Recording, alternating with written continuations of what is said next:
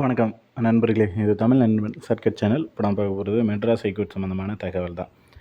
அதாவது பார்த்தீங்க அப்படின்னா, ஒரே நபர் 2 இடங்களில் 2 இடங்கள் மீன்ஸ் 2 விதமான போஸ்டிங்க்கு 2 ஜோனில் வந்து செலக்ட் ஆகிருப்பீங்க. அப்படி செலக்ட் ஆனவங்களில் ஒரு சிலருக்கு வந்து பார்த்தீங்க அப்படின்னா, வேறு நாட்கள் அப்படின்றது இருக்கும். பட் அந்த வேறு நாட்கள் இல்லாமல் ஒரே நாட்களில் இருந்துச்சு அப்படின்னா, நம்ம எதுக்கு வந்து ப்ரிஃபரன்ஸ் அதிகமாக கொடுக்கணும், எதுக்கு வந்து அதிகப்படியான ஒரு ப்ரிஃபரன்ஸ் கொடுக்கணும் அப்படின்னு பார்த்தீங்கன்னா, நீங்கள் உங்களுடைய மதிப்பெண்கள் எங்கே வந்து அதிகமாக எடுத்துருக்கீங்க அப்படின்றத பாருங்கள். ஒரு இடத்துல வந்து ஒரு 90 எடுத்து செலக்ட் ஆகிருப்பீங்க. ஒரு இடத்துல ஒரு 80 மார்க் எடுத்து செலக்ட் ஆகிருப்பீங்க.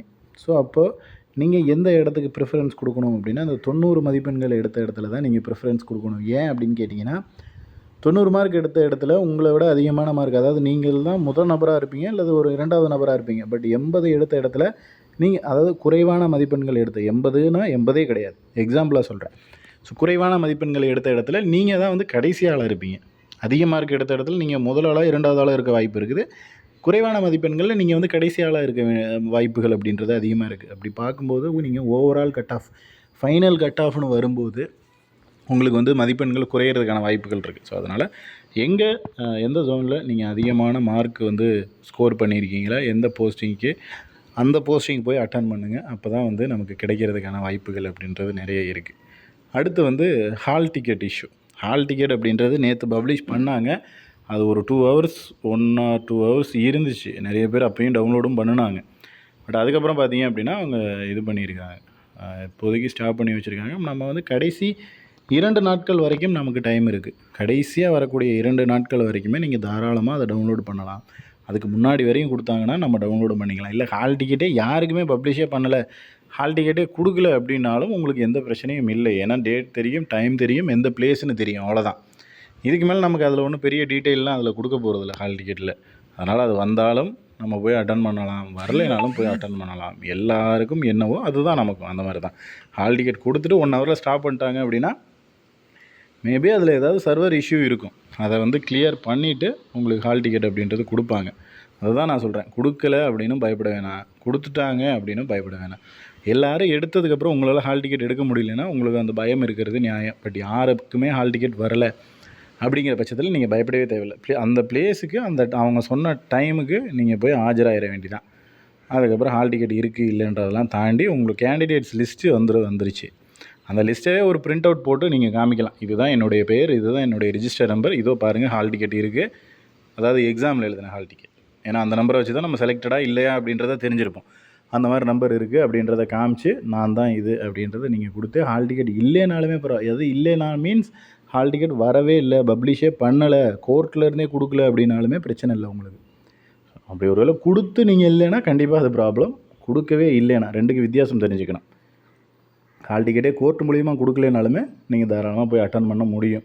அதற்கான எல்லா பேக்கப்புமே அவங்க ரெடி பண்ணி தான் கொடுத்துருக்காங்க ரிசல்ட்லேயும். ஸோ அதனால் எந்த ஒரு ப்ராப்ளம் இல்லை. அடுத்து வந்து செகண்ட் சிவி லிஸ்ட்டு. நம்ம வந்து தெளிவாக ஒரு விஷயத்த சொல்லிட்டோம். மறுபடியும் வந்து கடந்த வருடங்களில் இந்த மாதிரி நடந்திருக்கு, அதுக்கு முந்தைய வருடங்களில் இந்த மாதிரி நடந்திருக்கு அப்படின்னு சொல்லிட்டு நிறைய கமெண்ட் பண்ணுறீங்க. நான் என்ன சொல்கிறேன், தெளிவாக நம்ம போய் சிவி அட்டன் பண்ணினா தான் எத்தனை பேர் ஆப்சண்ட் ஆகுறாங்க, எத்தனை பேர் வராமல் இருக்காங்க அப்படின்ற தகவல் வந்து அவங்களுக்கு தெரியும். அதை விட்டுட்டு சிவிக்கு முன்னாடியே, சிவியே நான் போய் அட்டன் பண்ணலை, நான் போகவே இல்லை, பட்டு செகண்ட் லிஸ்ட் எவ்வளோ பேர் ஆப்ஷன் ஆனாங்க அப்படிங்கிறது எப்படி தெரியும்? ஆப்ஷன் மீன்ஸ் அவங்க வந்து டைரெக்டாக ஆப்ஷன் கிடையாது. எல்லாருமே வந்து குரூப் 4 போகிறவங்க, எக்ஸாமினர் ரீடர் பெய்லிஃப் போகிறவங்க, மற்ற தேர்வுகளுக்கு போகிறவங்க, இல்லை செலக்ட் ஆகிட்டு வேறு ஏதாவது ஒரு ஒர்க்குக்கு போகிறவங்க, அந்த மாதிரி நிறைய பேர் வந்து இருப்பாங்க. ஸோ இந்த லிஸ்ட்டு வந்து எடுக்கணும் அப்படின்னா கண்டிப்பாக ரிசல்ட் வந்தால் தான்.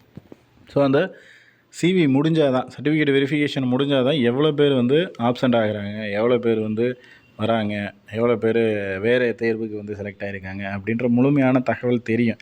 அப்படி தெரிஞ்சதுக்கப்புறம் தான் நமக்கு வந்து செகண்ட் லிஸ்ட்டு அப்படின்றது கொடுப்பாங்க. அதுக்கு முன்னாடியே வந்து செகண்ட் லிஸ்ட் வரும், தேர்ட் லிஸ்ட் வரும் அப்படிங்கிறது வந்து எனக்கு தெரிஞ்சு கொஞ்சம் அது நடக்காத ஒரு விஷயமா இருக்கும். ஏன்னா இப்போது செலக்ட் பண்ணியிருக்கிறதே பார்த்தீங்க அப்படின்னா நம்ம சொன்ன மாதிரி தான் 1:5 ரேஷியோவில் எடுத்துட்டாங்க. அவங்க நோட்டிஃபிகேஷனில் என்ன கொடுத்துருந்தாங்களோ அந்த ரேஷியோவில் வந்து தெளிவாக எடுத்துட்டாங்க. அதை தாண்டி வந்து கொடுப்பாங்களா அப்படிங்கிறது சந்தேகம்தான். இங்கே நோட்டிஃபிகேஷனில் கொடுத்துருக்காங்க பாருங்கள், உங்களுக்கு பார்ட்டு ஏ மற்றும் பார்ட்டு பி இது ரெண்டில் பெறப்பட்ட மொத்த மதிப்பெண்கள் இடஒதுக்கீடு விதியின் அடிப்படையில் சான்றிதழ் சரிபார்ப்புக்கு தெரிவு செய்யப்படுவர் அப்படின்னு சொல்லிட்டு. ஸோ இந்த சான்றிதழ் சரிபார்ப்பு ப்ளஸ் வந்து செய்முறை தேர்வு, சான்றிதழ் சரிபார்ப்பு யார் வராங்களோ அவங்களே தான் செய்முறை தேர்வுக்கு போகிறாங்க. அதாவது செய்முறை தேர்வுக்கு எழுத்துத் தேர்வில் பெற்ற மதிப்பெண்கள் அடிப்படையில் 1:5 என்ற விகிதத்தில் அப்படின்னு தெளிவாக கொடுத்துட்டாங்க.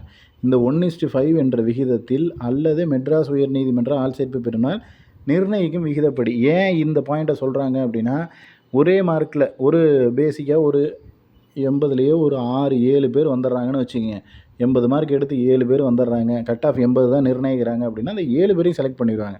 அப்போ வந்து 1:5 ரேஷியோ இந்த இடத்துல வந்து அடிபட்டு போகுது. 1:7 அப்படிங்கிற ரேஷியோவில் வந்துடும். அதனால தான் இந்த பாயிண்ட்டையும் அவங்க மென்ஷன் பண்ணியிருக்காங்க. அதனால் குறைந்தபட்சம் 1:5 அந்த ரேஷியோ இருக்கணும் அப்படிங்கிறது விதி. அந்த விதிக்கு மேலே 1-2 பேர் ஒரே மார்க்கில் இருக்கிறப்போ அவங்க எல்லாரையுமே சேர்த்து கூப்பிடுவாங்க.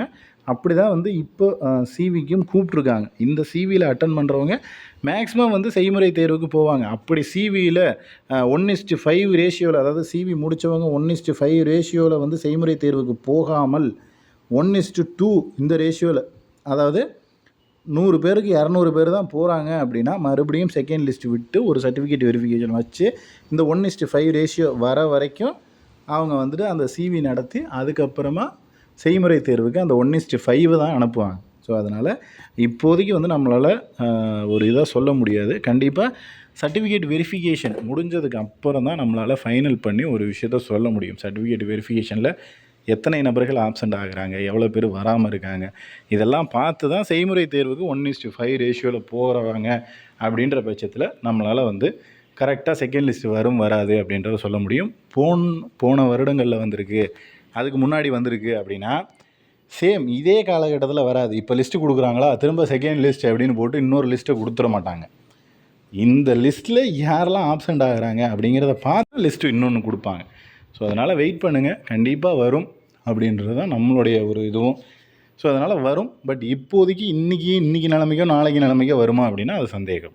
அடுத்தடுத்த நாட்களில் அடுத்தடுத்த நகர்வு 1:5 ரேஷியோவில் எல்லாருமே போய் அட்டன் பண்ணிட்டாங்க அப்படின்னா லிஸ்ட்டும் வராது. ஸோ 2 விதமாக, ஆனால் அப்படி அட்டன் பண்ண வாய்ப்புகள் இல்லை. அது உங்களுக்கும் தெரியும், எனக்கும் தெரியும். அதனால் வரும், வெயிட் பண்ணி தான் பார்க்கணும். நம்மளால் வந்துட்டு இப்போ அக்யூரேட்டாக இன்றைக்கி தான் வரும் நாளைக்கு தான் வரும்னு சொல்ல முடியாது. ஸோ வெயிட் பண்ணி பார்ப்போம். இதில் உங்களுக்கு வேறு ஏதாவது சந்தேகங்கள் இருந்துச்சு அப்படின்னா கீழே கமெண்ட் செக்ஷனில் கமெண்ட் பண்ணுங்கள். நெக்ஸ்ட்டு அடுத்த வீடியோவில் பார்க்கலாம். தேங்க்யூ.